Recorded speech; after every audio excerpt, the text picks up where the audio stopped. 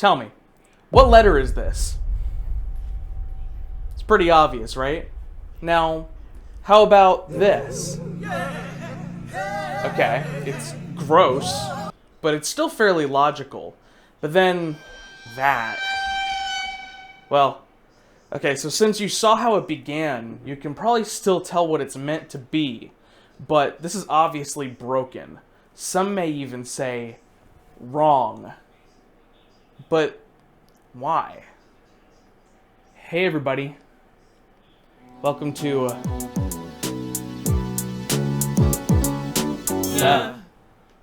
Part 1, Graphemes.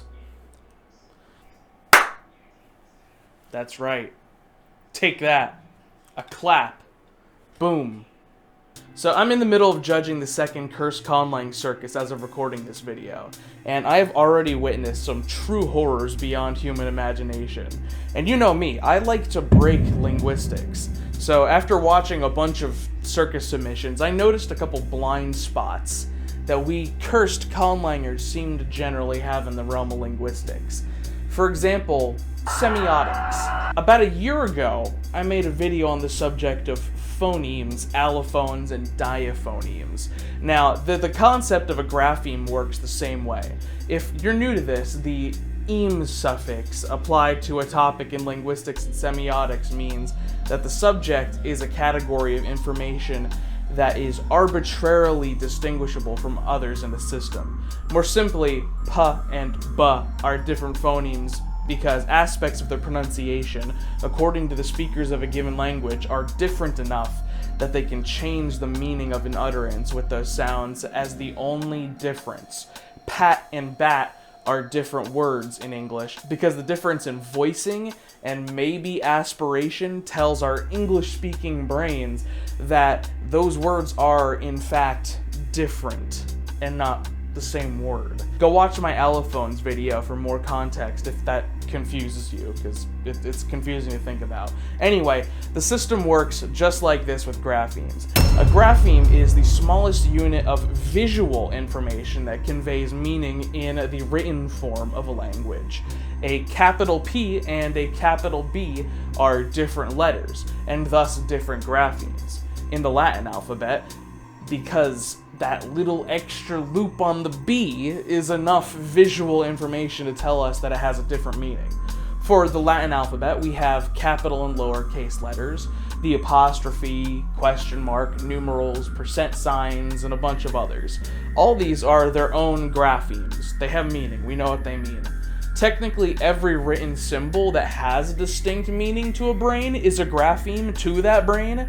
So you could loop in all the Greek letters used in mathematics and the euro symbol and a ton of other stuff into the collection of symbols that makes up the grapheme inventory of the average English speaker.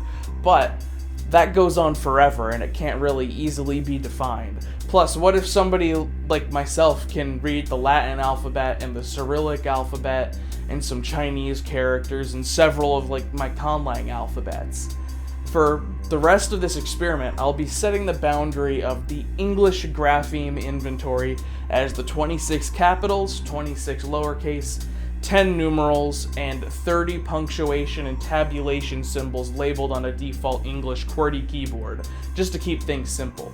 So, a total of 92 graphemes to start. It gets much worse. Much worse, so just hold on. You'll see. Each of these 92 plus graphemes, just like phonemes with sounds, are ranges of permissible graphical information. Within each range of permissible graphical information is a technically infinite set of allographs. Part 2, Allographs and Handwriting.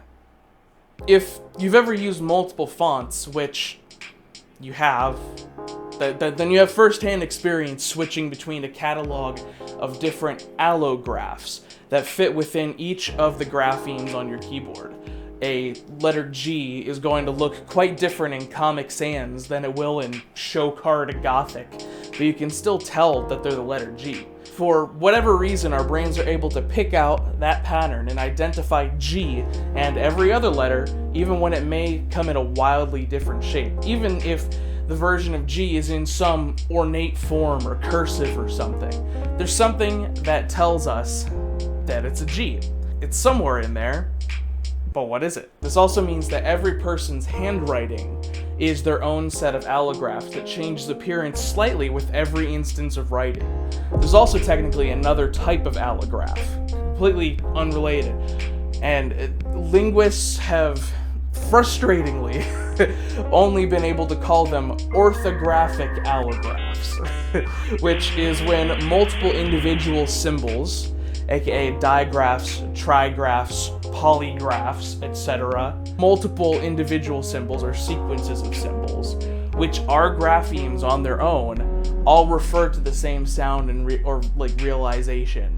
What do I mean by that? I mean, like, the sound k can be found in the following forms: K, C, CK, Q, QU, QUE, CQU, CQUE, KK, CC, KH, LK, KE, and probably a bunch more. I'll make use of this later, but this sense of allography is a bit too meta for what I'm looking for. Hold the meta milk for now. So back to the classic definition of allographs.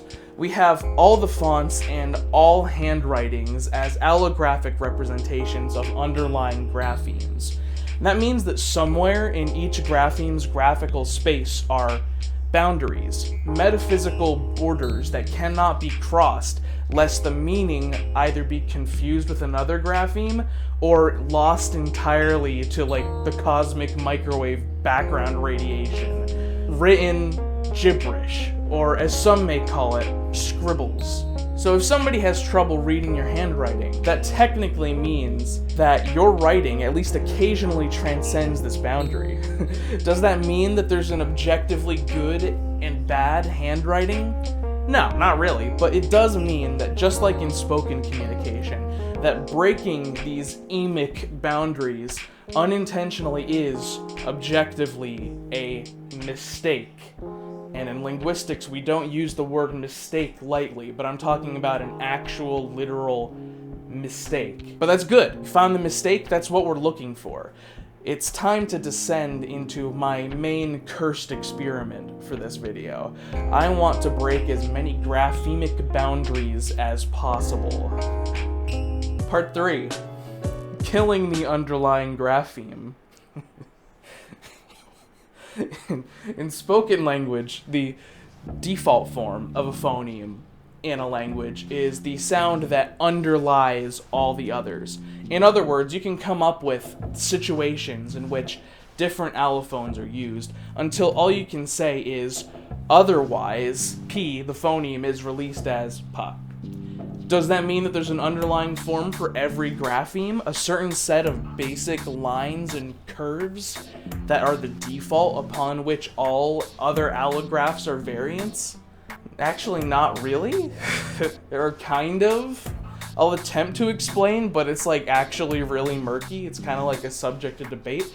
You could argue that however we were initially taught to read or write indicates our personal underlying graphemes. If this particular learn to write book that we used when we were 5 or what, I learned before I was 5. If this particular learn to write book that we were handed when we were like 2 or 3 teaches you to draw your letters to match Comic Sans, maybe Comic Sans is built deeply into your subconscious as the default. Maybe the default is an average that we build up over time as we grow up. Some impossibly bland set of basic designs that our brain picks out to determine the hidden meaning behind any given allograph. Some linguists are even suggesting that since there is no easily discoverable underlying form, that graphemes don't even really exist. They argue that the human capacity to memorize symbols and associate them with language is fundamentally different from the instinctually built-in capacity of language adoption. So the point is moot anyway, like it's memorization versus actual creative linguistic capacity. I'll put at least one link to an article about that in the description, because it's weird. I'm not even gonna try right now. What do I think? I actually don't really care. the fact is that it's murky, and the fact that it's murky just makes an attempt to break it sound more fun. So I guess my idea of an underlying form would be like, I don't know, the Arial font or something. When I imagine perfect letters, that's what comes up in my head first. Call me a heathen if you have a better idea. So I guess I could use the Arial font to try and break graphemic boundaries, but I'm really looking for minimalism here, like the minimum amount of changes required to remove meaning from letters. Something particularly pixelated. The Minecraft font. Seriously, the Minecraft font is incredibly efficiently designed. The pixel, the permitted pixel space seems to be 6 by 5. Check this. Overdub me if that is not correct, but I'm about to find out. Which means that there are 30 total spaces. They can either contain content or be empty, a binary, either something or nothing. This means that the total number of combinations is a truly massive 30 factorial. The vast majority of these will either come out as random gibberish or as slightly off but legible forms of existing letters. What I want to do is make absolutely minimal changes to each symbol, the minimum change required to make one symbol mistakable with another. Can I make an anti-orthography? Or maybe a heterography, as Wiktionary says that hetero is a good antonym for ortho. Heterography that purposefully obfuscates every grapheme with at least one other. Let's find out. I actually don't know yet. Let's find out. I have no idea how this is gonna go. So let's see. Alright, so here is our Minecraft text palette. We're gonna open that up in good old paint.net, and we are going to see what minimal changes we can do to absolutely destroy this entire orthography. I'm making minimal changes. Let's see what we can do. So I'm not going to let the full 36 minutes of me destroying the Latin alphabet go at any less than 1,000% speed. If you really want to witness that much of me just talking through the reasoning of every little pixel change that I made to the entire Latin alphabet, maybe I'll put it on like Patreon or YouTube memberships or something. You want that quality ASMR to listen to me talking about it while you do your homework or something? Sure, I guess. Yeah, we'll see if there's any interest for that. But basically, the major trends that were happening as I was corrupting the alphabet was that I was noticing a lot of things were turning into H. Like, a lot of things were just in their minor reductions or additions to their pixel count. Things were getting a little bit more H-like. That happened quite a bit. Additionally, a lot of things became more O-like or D-like. You know, it kind of seemed like a general trend was things shrinking down or morphing into these quasi-not-really H's, these quasi-not-really O's or D's, and I guess, like, the third one on there could be, like, T's or F's, somewhere in between. Those were the most common end results of these corruptions, and we're going to see it in the final product. But when you watch this rapid-fire clip, you can see the choices that I'm making here, and you can see how it kind of goes towards that end goal as I start perceiving more and more ways to confuse letters with each other.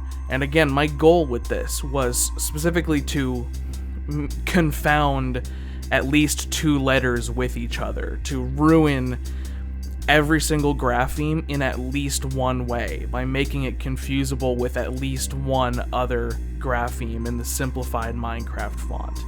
So some of them are confusable with a bunch of letters. Some of them are only confusable with like 1 or 2 other letters, but I'm pretty sure I reached a pretty satisfying endpoint, and you could do this yourself and create an even more messed up version.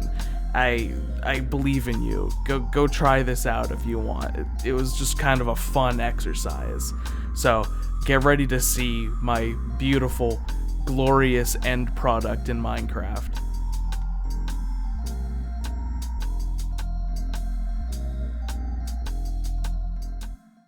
Should be even more difficult since it's like in the pirate speak right now.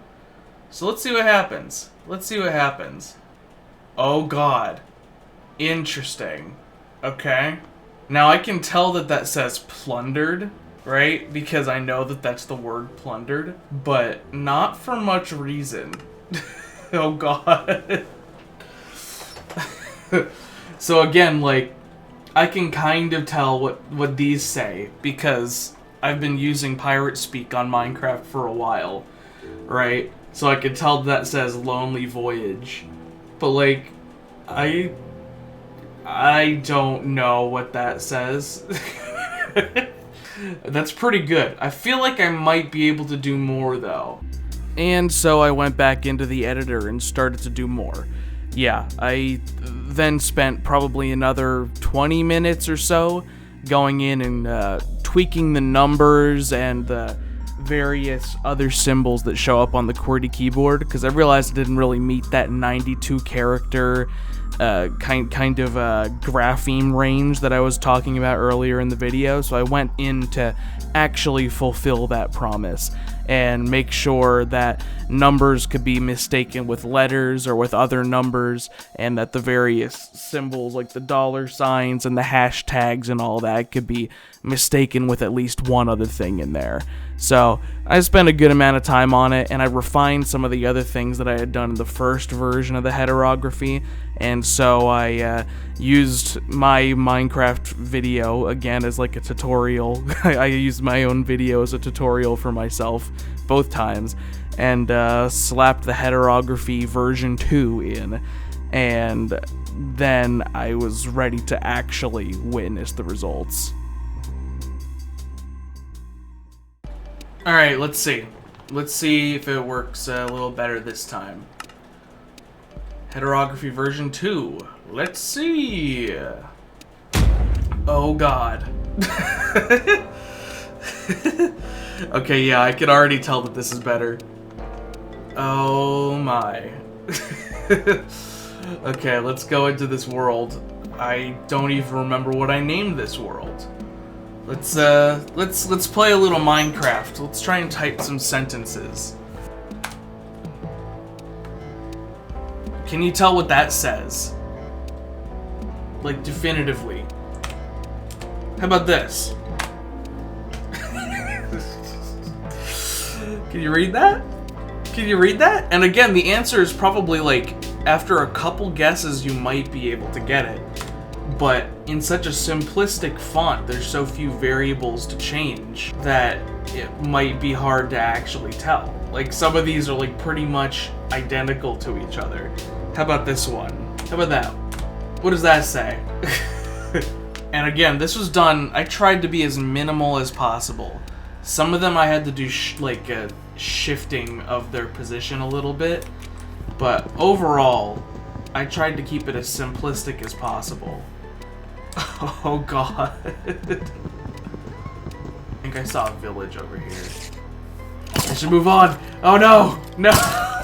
And yes, I'm playing in 1.12.2 right now because I was lazy and I literally just wanted to go through my Minecraft language video in order to make this resource pack, just so I could use it as like a quick example. Oh god.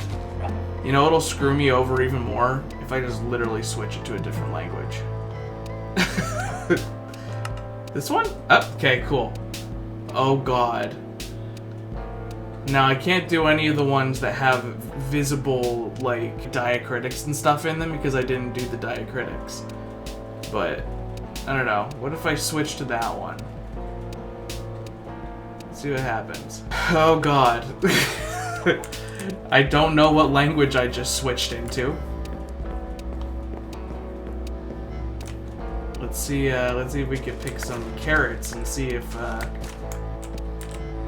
can get any kind of linguistic information out of this. Wait, what did that say? Oh god. Is that an N-A... I have no idea. I think I remember that I turned the A into a D, so those are A's. But I know that that lowercase n isn't actually an N. That's like... That might be lowercase k? Yeah, I don't know. Can't really tell. See, I just typed all those letters in an alphabetical order, and when I type it in an alphabetical order, I can see it, right? I can be like, oh yeah, that's obviously, right? You can see it. You can see all of the originally intended letters sitting in there.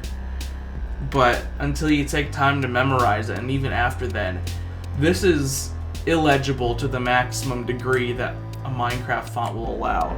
I'd love to see other people try their own attempts at making it even worse. I'm sure you could. I did this pretty haphazardly. It was just for the sake of the linguistic experience.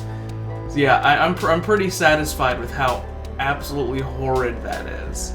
So that's my heterography. I'd like to see you try your own. I also want to point out that in the research for this video, I found like the exact opposite of what I'm trying to do. Like, I'm trying to break orthography here, but I found a font that claims to be like the best, most legible font, and I'm not kidding you, it's called Hyperlegible.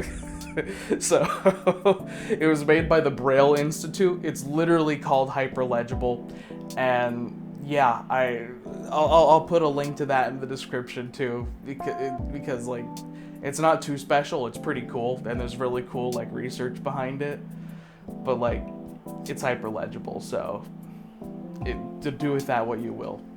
And thank you to our newest matron over on patreon.com/nguh, Alice Simpson. Thank you for joining. I appreciate you greatly. Also, while editing this video, I reached 10,000 subscribers. That's pretty insane. That's pretty whack. Hooey mama, that's a big number. I was gonna do something cool for 5,000, but then 6,000 happened, and 7,000 happened, and 8,000 happened, and 9,000 happened, and here I am at 10,000 at a very, very rapid pace. So I'll do something special for 10,000. Keep your eyes peeled. Also, the circus is coming soon. Yeah, cool. Bye. Thank you. Nguh is out.